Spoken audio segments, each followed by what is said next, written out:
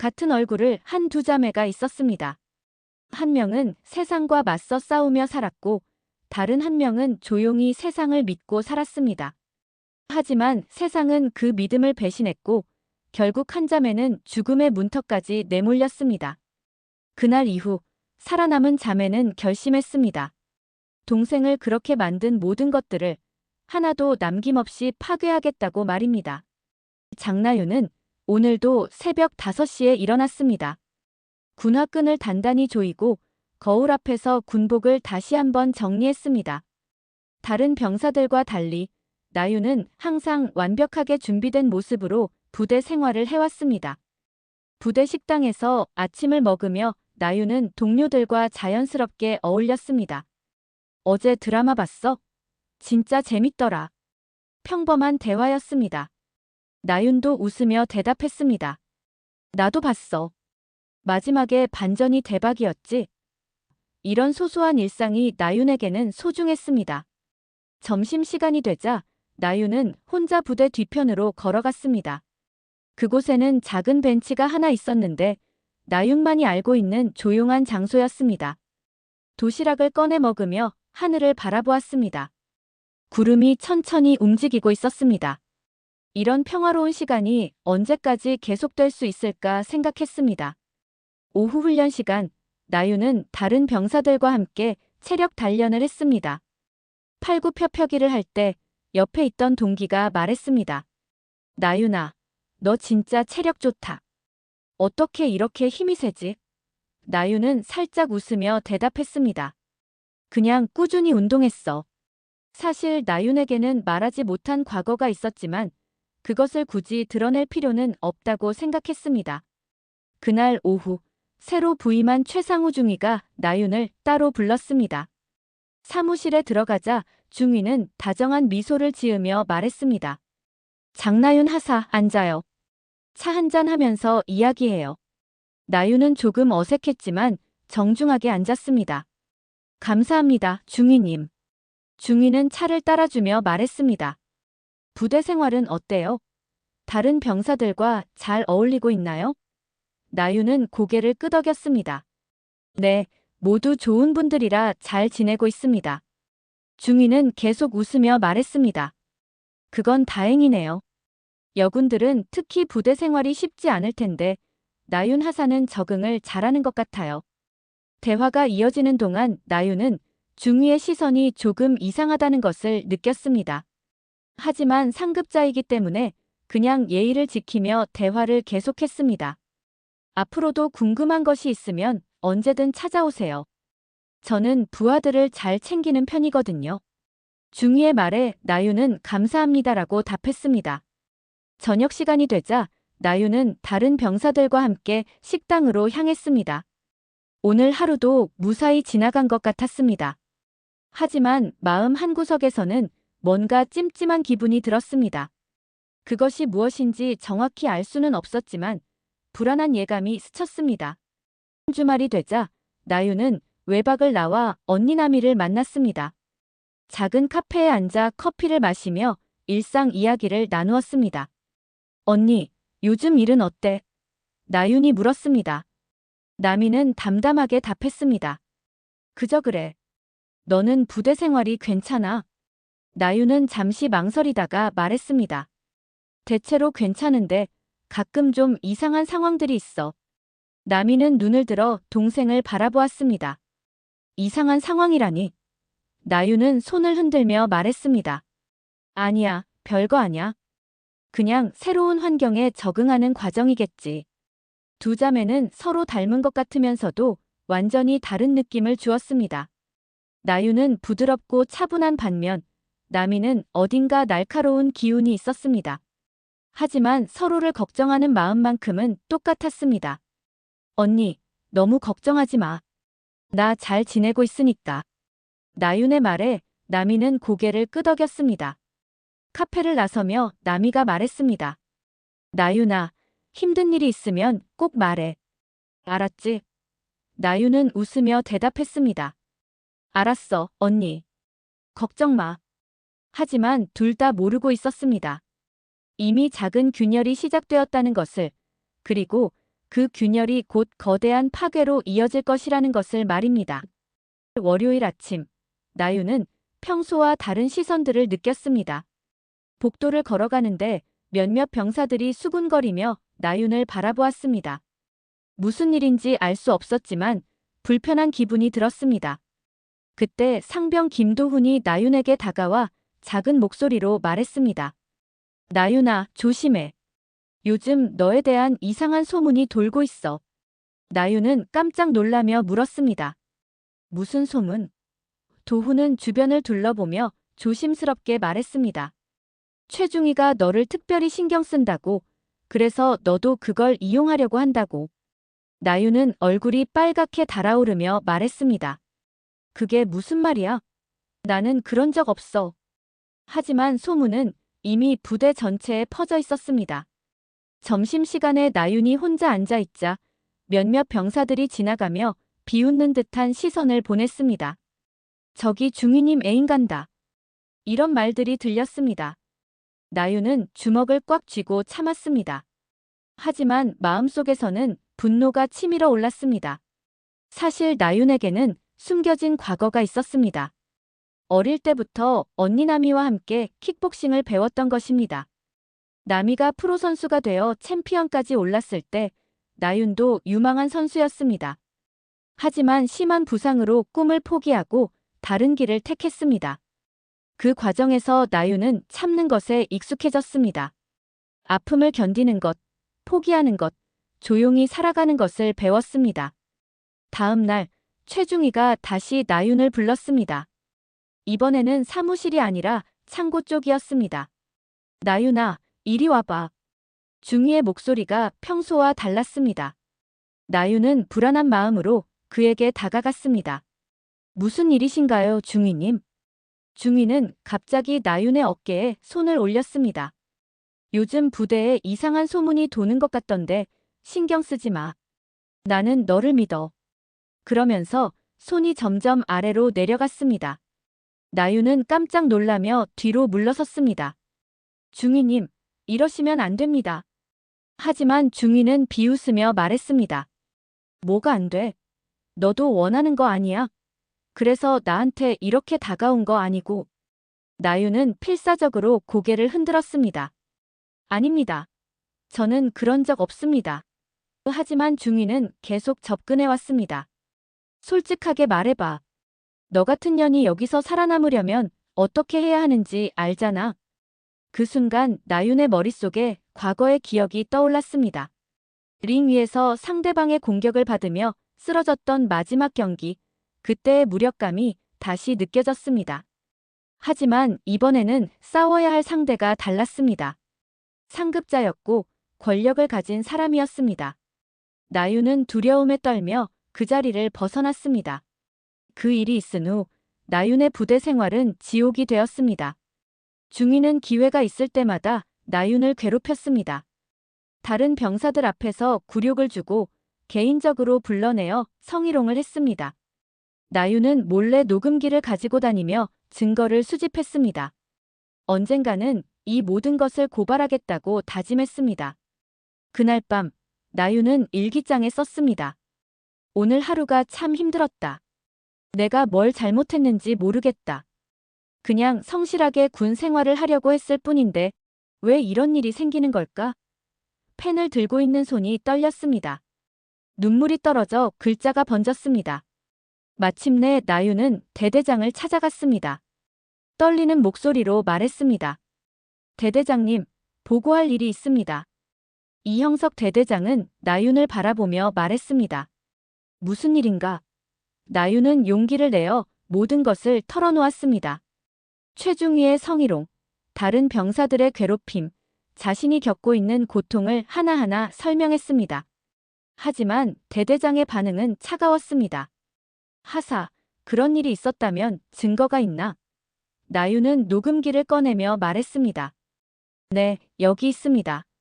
대대장은 잠시 듣더니 고개를 저었습니다. 이건 명확한 증거가 아니야. 오해일 수도 있고. 최중희는 모범적인 장교라고 알고 있는데. 나윤은 절망했습니다. 대대장님, 제가 거짓말을 하고 있다고 생각하세요? 대대장은 냉정하게 답했습니다. 거짓말이라는 게 아니라 내가 예민하게 받아들인 것 같다. 군대에서는 이런 일이 흔해. 좀 더 강하게 살아야지.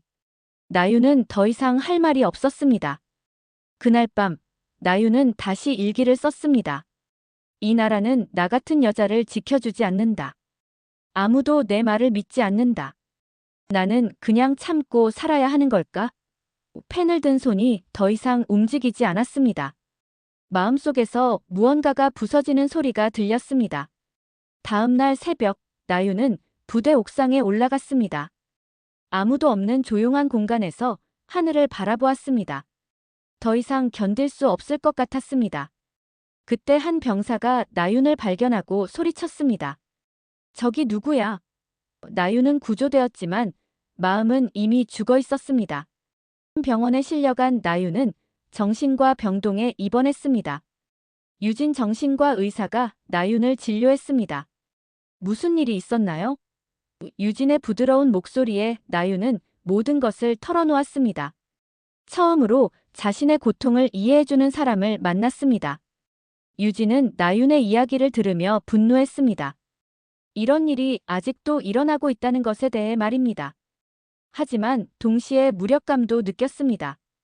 개인의 힘으로는 이 거대한 시스템을 바꿀 수 없다는 것을 알았기 때문입니다. 유진은 나윤에게 말했습니다. 당신은 잘못이 없어요. 이 상황이 잘못된 거예요. 그리고 유진은 나윤의 보호자인 언니 나미에게 연락했습니다. 전화를 받은 나미는 즉시 병원으로 달려왔습니다. 병실에 들어선 나미는 초췌해진 동생의 모습을 보며 주먹을 꽉 쥐었습니다. 나윤은 언니를 보자 터져나오는 눈물을 참을 수 없었습니다. 언니, 나 정말 힘들어. 나윤의 목소리는 떨렸습니다. 내가 뭘 잘못했는지 모르겠어. 그냥 열심히 살려고 했는데. 나미는 동생의 손을 꼭 잡고 말했습니다. 나윤아, 너는 아무것도 잘못하지 않았어. 잘못한 건 그 개새끼들이야. 나윤은 울먹이며 말했습니다. 언니, 나 대신 복수해줘. 나는 더 이상 싸울 힘이 없어. 그 말을 들은 나미의 눈에서 차가운 빛이 번뜩였습니다. 그 순간 나미는 결심했습니다. 동생을 이렇게 만든 모든 것들을 하나도 남김없이 파괴하겠다고 말입니다. 나미는 병원에서 나온 후 바로 준비에 들어갔습니다. 먼저 나윤의 짐을 모두 가져와 옷부터 개인 물품까지 하나하나 검토했습니다. 쌍둥이라는 것이 이렇게 도움이 될 줄은 몰랐습니다. 거울 앞에서 나윤의 군복을 입어보니 완벽하게 맞았습니다.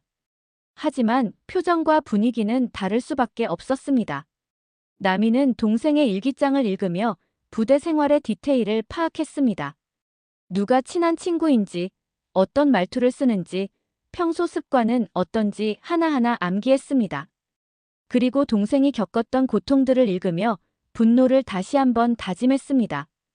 이 모든 것을 되갚아주겠다고 말입니다. 사실 나미는 이미 다른 세계의 사람이었습니다. 어릴 때부터 킥복싱을 시작해서 아시아 챔피언까지 올랐고 은퇴 후에는 조직의 보스가 되었습니다. 주먹으로 세상을 헤쳐나가는 것이 나미의 삶이었습니다. 하지만 동생 나윤만큼은 그런 세계와 떨어뜨려 놓고 싶었습니다. 깨끗하고 정의로운 길을 걷기를 바랐습니다. 월요일 아침, 나미는 나윤의 모습으로 부대에 복귀했습니다. 정신병원에서 치료받고 돌아왔습니다라고 보고했습니다. 다른 병사들은 나미를 보며 수군거렸습니다. 좀 달라진 것 같지 않아? 정신병원 다녀오더니 분위기가 바뀌었네. 하지만 아무도 다른 사람이라고는 생각하지 않았습니다. 첫 번째 시험은 점심시간이었습니다. 나미는 나윤의 친구였던 병사들과 함께 앉았습니다. 나윤아, 괜찮아? 많이 힘들었지? 동기 병사가 걱정스럽게 물었습니다. 나미는 나윤의 말투를 흉내내며 대답했습니다. 응, 이제 괜찮아. 좀 더 강해진 것 같아. 미묘한 차이를 느꼈지만 모두들 치료의 효과라고 생각했습니다. 상병 김도훈만큼은 조금 다른 눈으로 나미를 바라보았습니다. 평소 나윤과 가장 가까웠던 그는 뭔가 이상하다는 것을 느꼈습니다. 하지만 확신할 수는 없었습니다. 그냥 큰 일을 겪고 나서 사람이 변할 수 있다고 생각했습니다. 남이는 부대 내부 구조를 파악하기 시작했습니다. 누가 권력을 가지고 있는지, 어떤 파벌이 있는지, 비리의 고리가 어떻게 연결되어 있는지 체크했습니다. 동생을 괴롭힌 것이 개인의 문제가 아니라 시스템의 문제라는 것을 알았습니다. 그렇다면 시스템 전체를 무너뜨려야 했습니다. 그날 밤, 남이는 외박을 신청했습니다. 부대 밖에서 자신의 조직 행동대장 고태식을 만났습니다. 어두운 골목에서 둘은 마주 앉았습니다. 형님, 이번 일은 좀 특별합니다. 고태식은 남이의 차가운 눈빛을 보며 말했습니다. 무슨 일이든 시키는 대로 하겠습니다. 남이는 담담하게 말했습니다. 내 동생을 건드린 놈들이 있어. 하나하나 정리할 건데 증거부터 차근차근 모아야 해. 고태식은 고개를 끄덕였습니다. 어떤 증거가 필요하십니까? 남이는 메모지를 건네며 말했습니다. 여기 적힌 놈들의 신상정보, 가족관계, 약점, 부정부패 내역 모든 걸 파헤쳐. 시간은 얼마나 걸릴까요? 고태식이 물었습니다. 남이는 차가운 미소를 지으며 답했습니다. 일주일이면 충분해. 그리고 부대 주변 지형도 정확히 파악해둬. 나중에 필요할 거야. 고태식은 이해했다는 듯 고개를 끄덕였습니다. 알겠습니다, 형님. 실망시키지 않겠습니다. 다음 날부터 남이의 이중 생활이 시작되었습니다. 낮에는 순종적인 여군 하사 나윤으로, 밤에는 냉혹한 조직 보스 남이로 살았습니다. 부대에서는 얌전히 지내면서 내부 정보를 수집했고, 밖에서는 복수를 위한 치밀한 계획을 세웠습니다. 며칠 후 최상우 중위가 다시 남이를 불렀습니다. 나윤아, 정신병원 다녀온 후 많이 달라진 것 같네. 중위는 여전히 그 역겨운 미소를 지으며 접근했습니다. 남이는 속으로는 그의 목을 비틀고 싶었지만 겉으로는 나윤처럼 행동했습니다. 네, 많은 생각을 했습니다. 그래. 그럼 이제 현실을 받아들일 준비가 됐다는 건가? 중위의 말에 남이는 고개를 숙였습니다. 마치 굴복하는 것처럼 보였습니다. 중위는 만족스러워하며 말했습니다. 그래야지. 여기서 살아남으려면 적응해야 해. 남이는 속으로 카운트다운을 시작했습니다. 이놈이 죽을 날까지 며칠 남았는지 말입니다. 남이는 본격적인 증거 수집에 나섰습니다. 나윤이 사용하던 작은 녹음기 외에도 더 정교한 장비들을 준비했습니다. 고태식이 구해온 초소형 카메라를 군복 안에 숨겼습니다. 이제 최상우의 모든 행동을 기록할 수 있었습니다. 어느 날 오후, 최상우가 또다시 남이를 창고로 불렀습니다. 나윤아, 이리 와봐. 할 말이 있어. 남이는 순종적으로 따라갔습니다. 창고 안에서 중위는 갑자기 남이의 팔을 잡았습니다. 이제 정신 차렸으니까 우리 관계를 정리하자. 남이는 일부러 당황한 척했습니다. 중위님, 무슨 말씀이세요? 중위는 비웃으며 말했습니다. 아직도 모르겠어. 여기서 편하게 지내려면 나한테 잘해야 해. 그게 현실이야. 남이는 고개를 숙이며 말했습니다. 저는 잘 모르겠습니다. 뭘 모르겠다는 거야? 중위는 점점 가까이 다가왔습니다. 간단해. 내가 원하는 걸 해주면 너도 편해지는 거야. 안 그러면 계속 괴롭힘 당하고. 남이는 떨리는 목소리로 물었습니다. 제가 뭘 해야 하는 건가요? 중위는 드디어 본색을 드러냈습니다. 똑똑하네. 그래야지. 오늘 밤에 내 숙소로 와. 자세한 건 그때 알려줄게. 남이는 마치 절망한 것처럼 고개를 떨어뜨렸습니다. 네. 알겠습니다. 하지만 속으로는 완벽한 증거를 얻었다고 생각했습니다. 그날 밤, 남이는 약속된 시간에 중위의 숙소로 갔습니다. 문을 열고 들어가자 중위는 이미 술에 취해 있었습니다. 왔네. 앉아. 남이는 조심스럽게 앉았습니다. 중위는 술잔을 건네며 말했습니다. 한 잔에. 긴장 풀고. 저는 술을 못 마십니다. 남이가 말하자 중위는 억지로 잔을 쥐어주었습니다. 군대에서 상관 말 안 들으면 어떻게 돼? 남이는 마지못해 잔을 받았습니다. 중위는 계속 말했습니다. 너 같은 년들은 여기서 어떻게 살아남는지 알아? 남자들한테 예쁨 받아야 해. 대화가 계속되면서 중위의 말은 점점 더 노골적이 되었습니다. 사실 너 처음 봤을 때부터 마음에 들었어. 다른 계집들과는 달라 보였거든. 남이는 모든 것을 녹음하며 적절히 반응했습니다. 중위님, 뭐가 무서워? 나한테 잘해주면 여기서 아무도 너 건드리지 못해. 중위는 점점 더 가까이 다가왔습니다. 이제 현실을 받아들이자. 어차피 여기서 살려면 이런 일 피할 수 없어. 남이는 마지막 순간까지 기다렸습니다. 결정적인 증거가 될 만한 말을 들을 때까지 말입니다. 내가 널 특별히 봐주는 거야. 고마워해야지. 바로 그때 상병 김도훈이 우연히 그 근처를 지나가다가 중위 숙소에서 나오는 남이를 목격했습니다. 도훈은 깜짝 놀랐습니다. 나윤이가 왜 저런 곳에서 나와?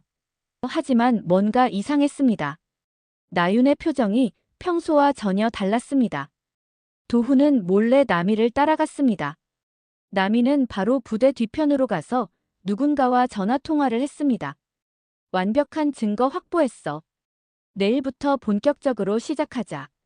도훈은 그 목소리를 듣고 충격을 받았습니다. 분명 나윤의 목소리인데 완전히 다른 사람 같았습니다. 그 순간 남이가 뒤를 돌아보았습니다. 도훈과 눈이 마주쳤습니다. 남이는 찬찬히 그에게 다가갔습니다. 언제부터 지켜보고 있었어? 도훈은 당황하며 말했습니다. 나윤아, 너 뭔가 이상해. 예전 내가 아닌 것 같아. 남이는 잠시 침묵했다가 말했습니다. 맞아. 나는 나윤이가 아니야. 도훈은 더욱 놀랐습니다. 그럼 너는 누구야? 남이는 차가운 눈빛으로 그를 바라보며 말했습니다. 나윤이의 언니야. 그리고 이제부터 이 부대에 복수할 거야. 복수라니. 무슨 소리야? 도훈이 물었습니다. 남이는 담담하게 대답했습니다. 내 동생을 자살까지 몰고 간 놈들을 하나도 빼놓지 않고 망가뜨릴 거야. 너도 그중 하나가 되고 싶지 않다면 조용히 있어. 도훈은 겁에 질려 말했습니다. 나는 나윤이를 괴롭힌 적 없어. 알고 있어. 그래서 너한테 기회를 주는 거야. 남이는 한 걸음 더 다가가며 말했습니다. 너도 이 썩은 시스템이 싫지 않아? 나윤이가 겪은 일들을 똑똑히 봤잖아. 도훈은 고개를 끄덕였습니다. 실제로 그는 나윤이 당하는 것을 보면서도 도와주지 못한 것에 대해 죄책감을 느끼고 있었습니다. 그럼 이제부터 나를 도와. 증거 수집하고 내부 정보 빼내는 일 말이야. 남이의 제안에 도훈은 망설였습니다. 만약 걸리면 어떻게 돼? 남이는 냉소적으로 웃었습니다. 걱정 마. 내가 모든 걸 책임질 거야. 너는 그냥 양심에 따라 행동하면 돼. 도훈은 마침내 결심했습니다. 알겠어. 도울게. 나윤이한테 미안한 마음도 있고. 이런 일이 다시 일어나면 안 되니까. 남이는 만족스럽게 고개를 끄덕였습니다. 좋은 선택이야. 이제부터 너는 내 편이야. 며칠 후 최상우는 더욱 대담해졌습니다. 다른 병사들이 보는 앞에서도 남이에게 노골적으로 접근했습니다. 나윤아, 어젯밤 고마웠어. 오늘도 시간 있지? 다른 병사들은 수군거리며 비웃었습니다. 역시 그런 관계였구나. 저러니까 특별 대우 받는 거지. 남이는 참고 있었지만 한계에 달했습니다. 특히 중위가 다른 여군들에게도 똑같은 짓을 시작했을 때였습니다. 이제 나윤이만으로는 재미없어. 새로운 맛을 봐야지. 중위는 갓 입대한 신병 여군을 노리기 시작했습니다. 그날 오후 중위는 또다시 남이를 창고로 불렀습니다. 하지만 이번에는 다른 목적이 있었습니다. 몰래카메라를 설치해두고 남이를 협박할 증거를 만들려고 했습니다. 오늘은 특별한 선물을 준비했어. 중위는 음흉한 웃음을 지었습니다. 남이는 창고에 들어서면서 몰래카메라의 위치를 파악했습니다. 조직 생활을 하면서 이런 상황에 익숙해져 있었습니다. 중위는 평소보다 더 적극적으로 나왔습니다. 이제 서로 관계도 정리됐으니 좀 더 솔직해지자. 그러면서 강제로 남이를 벽으로 밀어붙였습니다. 바로 그 순간 남이의 본성이 드러났습니다. 중위의 팔을 순식간에 비틀어 제압했습니다. 으악! 중위는 예상치 못한 상황에 비명을 질렸습니다. 남이는 차가운 목소리로 말했습니다. 내가 누군지 알고 싶어? 그리고는 중위의 목을 조르며 말했습니다. 나는 나윤이가 아니야. 중위는 공포에 질려 떨었습니다. 너는 누구야? 남이는 미소를 지으며 대답했습니다. 나윤이의 언니야. 그리고 너 때문에 내 동생이 죽을 뻔했어. 중위는 이제야 상황을 이해하기 시작했습니다. 설마. 쌍둥이. 맞아. 그리고 이제부터 넌 내 손안에 있어. 남이는 중위를 완전히 제압한 후 몰래카메라를 찾아 파괴했습니다. 그리고 자신이 가져온 녹음기를 재생했습니다. 지난 며칠간 녹음된 모든 대화가 흘러나왔습니다. 이제 내가 얼마나 더러운 놈인지 모든 사람이 알게 될 거야. 그날 밤 고태식과 조직원들이 부대 담장을 넘었습니다. 남이가 미리 알려준 CCTV 사각지대를 이용해 완벽하게 침투했습니다. 그들의 목적은 증거인멸을 막고 추가 증거를 확보하는 것이었습니다. 고태식은 중위의 숙소에 침입해 컴퓨터와 개인 물품들을 뒤졌습니다. 거기서 다른 여군들의 사진과 동영상들을 발견했습니다. 이 개새끼가 얼마나 많은 짓을 했는지. 고태식은 분노하며 모든 것을 복사했습니다. 한편 남이는 제압된 중위를 은밀히 부대 밖으로 빼냈습니다. 아무도 모르게 폐창고로 이송했습니다. 중위는 의식을 잃었다가 깨어나니 의자에 묶여 있었습니다. 여기가 어디야? 남이는 그 앞에 앉아 있었습니다. 내가 죽을 곳이야. 중위는 겁에 질려 애원했습니다. 제발, 나를 죽이지 마. 내가 뭘 잘못했는지 말해봐. 남이는 냉정하게 답했습니다. 내 동생을 자살까지 몰고 간 것. 그리고 다른 여군들까지 똑같이 괴롭힌 것. 충분하지 않아. 나는 그냥. 중위가 변명하려 하자 남이는 녹음기를 재생했습니다. 중위 자신의 목소리가 창고에 울려 퍼졌습니다. 여기서 살아남으려면 남자들한테 예쁨 받아야 해. 내가 널 특별히 봐주는 거야. 중위는 절망했습니다. 이제 내가 누군지 알아. 남이는 천천히 일어서며 말했습니다. 나는 장남이야. 킥복싱 아시아 챔피언 출신이고 현재는 조직의 보스야. 그리고 내가 건드린 나윤이의 쌍둥이 언니지. 중위는 그제야 자신이 얼마나 큰 실수를 했는지 깨달았습니다.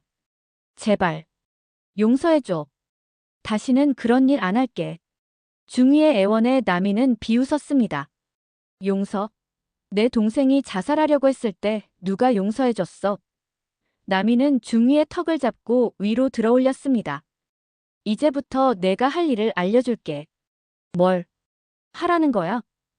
중위가 떨리는 목소리로 물었습니다. 남이는 차갑게 말했습니다. 먼저 내가 저지른 모든 일들을 자백해. 그리고 대대장이 어떻게 이 일들을 덮으려고 했는지도 말해. 중위는 고개를 저었습니다. 그건 못해. 대대장님께 죽임당해. 남이는 웃으며 말했습니다. 대대장한테 죽임당하는 게 두려워. 지금 내 앞에 있는 나는 어떻고? 그리고는 주먹으로 중위의 옆구리를 가격했습니다. 으악! 중위는 고통에 몸부림쳤습니다. 선택해. 편하게 자백하고 살 것인가, 아니면 고통스럽게 죽을 것인가. 결국 중위는 굴복했습니다. 알겠어. 말할게. 모든 걸 다 말할게. 남이는 만족스럽게 고개를 끄덕였습니다. 현명한 선택이야. 그럼 이제부터 내가 시키는 대로 해. 그러면 살려둘게. 하지만 남이의 눈에는 여전히 차가운 살기가 서려 있었습니다. 최상으로부터 모든 자백을 받아낸 남이는 이제 더 큰 목표를 향했습니다. 바로 이형석 대대장이었습니다. 중위의 증언에 따르면 대대장은 처음부터 모든 것을 알고 있었고 오히려 은폐에 앞장섰다는 것이었습니다. 여군들 문제는 조용히 처리해야 해. 밖으로 새어나가면 부대 전체가 망해. 남이는 대대장의 사무실로 찾아갔습니다. 이번에는 나윤이 아닌 자신의 정체를 드러낼 때였습니다. 대대장님, 보고할 일이 있습니다.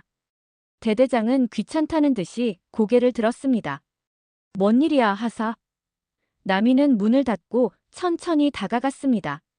제가 누군지 아세요? 남이의 질문에 대대장은 의아해했습니다. 뭔 소리야? 너는 장나윤 하사잖아. 남이는 미소를 지으며 말했습니다. 아닙니다. 저는 장남이에요. 장나윤의 쌍둥이 언니죠. 대대장의 얼굴이 굳었습니다. 설마. 대대장이 말하려던 순간 남이는 책상 위에 증거 자료들을 쏟아부었습니다. 최상우의 자백서, 녹음 파일, 다른 피해자들의 증언, 그리고 대대장 자신의 은폐 증거까지. 이제 모든 게 끝났어요. 남이의 목소리는 차가웠습니다. 대대장은 당황하며 말했습니다. 이게 뭐야? 어디서 구한 거야? 남이는 담담하게 답했습니다. 제 동생을 자살까지 몰고 간 진실이에요. 그리고 당신이 그 진실을 묻으려고 했던 증거들이고요. 대대장은 책상을 치며 소리쳤습니다. 이런 식으로 하면 안 돼. 절차라는 게 있어. 절차요? 남이는 비웃었습니다. 제 동생이 절차를 밟아서 신고했을 때 당신이 뭐라고 했는지 기억나세요? 오해일 수도 있다. 예민하게 받아들인 것 같다. 그런 말들 했잖아요. 대대장은 할 말을 잃었습니다. 그때 상병 김도훈이 나타났습니다. 그의 손에는 노트북이 들려 있었습니다. 형님, 복구 작업 완료했습니다. 도훈은 남이를 그렇게 부르기로 했습니다. 대대장은 더욱 놀랐습니다. 김상병, 너도 여기에 연루된 거야? 도훈은 당당하게 대답했습니다.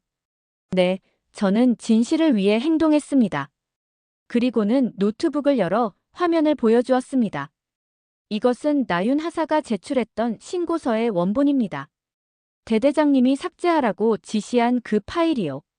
화면에는 나윤이 정성스럽게 작성한 신고서가 떠 있었습니다. 피해 상황, 증거자료, 목격자 진술까지 모든 것이 상세하게 기록되어 있었습니다. 대대장은 그것을 보며 얼굴이 창백해졌습니다. 어떻게? 분명히 삭제했는데. 완전 삭제는 없어요. 도훈이 설명했습니다. 모든 파일은 흔적이 남습니다. 특히 공식 문서는 더욱 그렇죠. 남이는 만족스럽게 웃었습니다. 이제 모든 준비가 끝났네요. 진실을 세상에 알릴 시간이에요. 대대장은 마지막 발악을 시도했습니다. 잠깐. 이런 식으로 하면 안 돼. 나도 어쩔 수 없었어. 위에서 압력이 있었다고. 남이는 그의 말을 끊었습니다. 변명은 법정에서 하세요. 이제 당신도 최중희와 같은 처지가 될 거니까. 최중희가 어떻게 됐어? 대대장이 물었습니다. 남이는 차갑게 답했습니다. 걱정 마세요. 아직 살아있어요. 다만 이제 진실을 말하는 증인이 됐을 뿐이에요. 대대장은 절망했습니다. 자신의 군 생활이 끝났다는 것을 깨달았습니다. 그때 병원에서 나윤을 치료하던 유진 정신과 의사가 들어왔습니다. 안녕하세요. 저는 나윤 하사를 치료한 유진입니다. 유진은 남이의 부탁으로 증인으로 나선 것이었습니다. 나윤 하사의 정신적 피해와 그 원인에 대해 증언하러 왔습니다. 유진은 대대장을 보며 말했습니다. 나윤 하사는 심각한 트라우마를 겪었습니다. 지속적인 성희롱과 괴롭힘, 그리고 신고 후에도 제대로 된 보호를 받지 못한 것이 직접적인 원인이었어요. 대대장은 고개를 떨궜습니다. 가장 큰 문제는 시스템이었어요. 유진이 계속 말했습니다. 피해자가 용기를 내어 신고했는데 오히려 피해자를 의심하고 가해자를 보호한 시스템 말이에요. 이것이 나윤 하사를 절망으로 몰고 간 진짜 이유입니다. 나미는 고개를 끄덕이며 말했습니다. 이제 모든 증인과 증거가 준비됐어요. 대대장님, 마지막으로 묻겠습니다.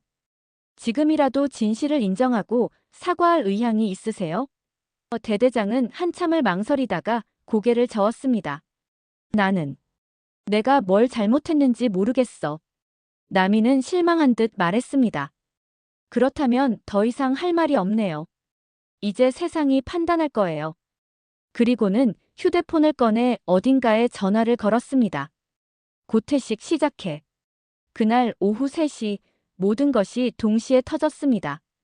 고태식은 미리 준비해둔 언론사들에게 일제히 제보했습니다. 온라인 커뮤니티, SNS, 유튜브, 심지어 국정감사 담당 국회의원들에게까지 모든 증거 자료가 전송되었습니다. 군 간부의 성희롱 은폐 사건 전격 공개라는 제목의 기사들이 쏟아져 나왔습니다. 뉴스는 순식간에 확산되었습니다. 최상우의 자백 영상, 대대장의 은폐 지시 녹음, 나윤의 원본 신고서까지 모든 것이 공개되었습니다. 특히 나미가 직접 촬영한 증거 영상들은 시청자들에게 강력한 충격을 주었습니다. 이런 일이 아직도 군대에서 일어나고 있다니. 댓글들이 폭발적으로 늘어났습니다. 부대 앞에는 기자들이 몰려들었습니다. 대대장님, 성희롱 은폐 사실이 사실입니까? 피해자에게 사과할 의향은 있으십니까? 카메라 플래시가 터지고 마이크가 쏟아졌습니다. 대대장은 선글라스를 쓰고 고개를 숙인 채 아무 말도 하지 않았습니다. 국방부에서도 즉시 조사팀을 파견했습니다. 이번 사건은 군의 기강과 명예에 심각한 타격을 주는 중대한 사안입니다. 철저한 조사를 통해 진상을 규명하고 관련자들을 엄중 처벌하겠습니다. 국방부 대변인의 브리핑이 전국에 생중계되었습니다. 온라인에서는 해시태그 나윤이를 위한 정의 해시태그가 트렌드에 올랐습니다. 수많은 사람들이 자신들의 비슷한 경험을 공유하며 연대의 메시지를 보냈습니다. 나도 비슷한 일을 당했지만 신고할 용기가 없었다. 이런 용기 있는 고발이 세상을 바꾼다. 나윤의 이야기는 단순한 개인의 복수를 넘어 사회적 변화의 상징이 되었습니다. 이튿날 아침, 이형석 대대장은 계급장을 떼고 수갑을 찬 채 끌려나갔습니다. 저는 억울합니다. 그가 외쳤지만 아무도 들어주지 않았습니다. 부대 안의 다른 간부들도 줄줄이 조사를 받기 시작했습니다. 누가 알고 있었는지, 누가 방조했는지, 누가 은폐에 가담했는지 모든 것이 밝혀졌습니다. 최상우 중위는 이미 구속된 상태였습니다. 나미에게 당한 후 정신적 충격으로 제대로 저항도 하지 못했습니다. 법정에서 그는 모든 혐의를 인정했습니다. 제가 모든 걸 잘못했습니다. 피해자분께 진심으로 사과드립니다. 하지만 이미 늦었습니다. 부대 내부도 완전히 뒤바뀌었습니다. 새로운 지휘관이 부임하고 성희롱 예방 교육이 강화되었습니다. 피해자 보호 시스템도 새롭게 구축되었습니다. 다시는 이런 일이 일어나지 않도록 하겠습니다. 새 지휘관의 다짐이 부대 전체에 전해졌습니다. 국회에서도 관련 법안이 발의되었습니다. 군 성희롱 신고자 보호법, 군 내부 감시기구, 독립성 강화법 등 구체적인 제도 개선 방안들이 논의되었습니다. 나윤의 사건이 단순한 개인적 복수를 넘어 사회 전체의 변화를 이끌어낸 것이었습니다. 나미는 이 모든 과정을 조용히 지켜보았습니다. 자신이 원했던 복수가 완성되어 가는 것을 확인했습니다. 하지만 마음 한편으로는 공허함도 느꼈습니다. 아무리 복수를 해도 동생이 겪었던 고통은 되돌릴 수 없었기 때문입니다. 마지막 날, 나미는 부대 정문에 나윤의 군번줄을 조용히 놓았습니다. 그리고 작은 편지를 함께 두었습니다. 내 동생 나윤이가 이곳에서 꿈꾸었던 정의가 이제야 실현되었습니다. 이 군번줄은 다시는 이런 일이 일어나지 않기를 바라는 마음으로 남겨둡니다. 마이너스 나윤이의 언니가 부대를 떠나며 나미는 뒤돌아보지 않았습니다. 자신의 역할은 끝났다고 생각했습니다. 이제 남은 것은 동생과의 재회뿐이었습니다. 복수는 완성되었지만 진짜 중요한 것은 나윤이가 다시 웃을 수 있게 하는 것이었습니다. 그 군번줄은 후에 부대 박물관에 전시되었습니다. 용기 있는 신고자를 기리며라는 플래카드와 함께 말입니다. 많은 신병들이 그 앞에서 다짐했습니다. 정의롭고 깨끗한 군대를 만들겠다고, 다시는 이런 일이 일어나지 않게 하겠다고 말입니다. 언론에서는 이 사건을 쌍둥이 자매의 정의 구현이라고 명명했습니다. 한 명은 피해자로서 진실을 알렸고 다른 한 명은 복수자로서 정의를 실현했다는 의미였습니다. 하지만 정작 나미는 그런 거창한 이름에는 관심이 없었습니다. 오직 동생의 행복만이 중요했습니다. 병원 입원실에서 나윤은 TV 뉴스를 보고 있었습니다. 자신과 관련된 사건이 연일 보도되는 것을 보며 복잡한 감정을 느꼈습니다. 군 성희롱 사건 가해자들 전원 구속. 피해자는 현재 치료 중. 앵커의 목소리가 병실에 울려 퍼졌습니다. 나윤은 처음에는 믿을 수 없었습니다. 자신이 그토록 호소했던 진실이 마침내 세상에 알려진 것이었습니다. 그동안 아무도 믿어주지 않았던 이야기들이 이제는 뉴스의 헤드라인이 되어 있었습니다. 눈물이 흘렀지만 이번에는 기쁨의 눈물이었습니다. 유진 의사가 병실에 들어왔습니다. 나윤 씨, 기분이 어때요? 나윤은 미소를 지으며 대답했습니다. 선생님, 정말 믿을 수가 없어요. 이런 일이 정말 일어날 줄은 몰랐거든요. 유진도 따뜻하게 웃었습니다. 당신이 용기를 냈기 때문에 가능한 일이었어요. 하지만 저는 아무것도 하지 못했는데요. 나윤이 말했습니다. 유진은 고개를 저었습니다. 아니에요. 처음에 신고한 것도 당신이고 모든 증거를 남겨둔 것도 당신이에요. 당신의 용기가 이 모든 변화의 시작이었어요. TV에서는 국방부 장관이 직접 사과하는 모습이 나왔습니다. 피해자와 가족분들께 진심으로 사과드립니다. 군은 앞으로 이런 일이 재발하지 않도록 시스템을 완전히 개편하겠습니다. 나윤은 그 모습을 보며 뭔가 꿈을 꾸는 것 같은 기분을 느꼈습니다. 언니는 언제 오실까요? 나윤이 물었습니다. 며칠 전부터 나미가 보이지 않았습니다. 유진은 미소를 지으며 말했습니다. 곧 오실 거예요. 아마 마지막 정리를 하고 계실 거예요. 나윤은 고개를 끄덕였습니다. 언니가 자신을 위해 무언가를 하고 있다는 것을 어렴풋이 알고 있었습니다. 저녁 무렵 병실 문이 조용히 열렸습니다. 나미가 들어왔습니다. 평소와 달리 부드러운 표정을 짓고 있었습니다. 나윤아. 나미의 목소리는 따뜻했습니다. 나윤은 언니를 보자마자 눈물이 터져 나왔습니다. 언니. 두 자매는 말없이 서로를 바라보았습니다. 같은 얼굴이지만 완전히 다른 삶을 살아온 두 사람이었습니다. 하지만 이 순간만큼은 그 모든 차이가 사라졌습니다. 나미가 먼저 다가가 나윤을 안았습니다. 고생 많았어, 나윤아. 언니가 해준 거죠? 나윤이 물었습니다. 나미는 대답 대신 미소만 지었습니다.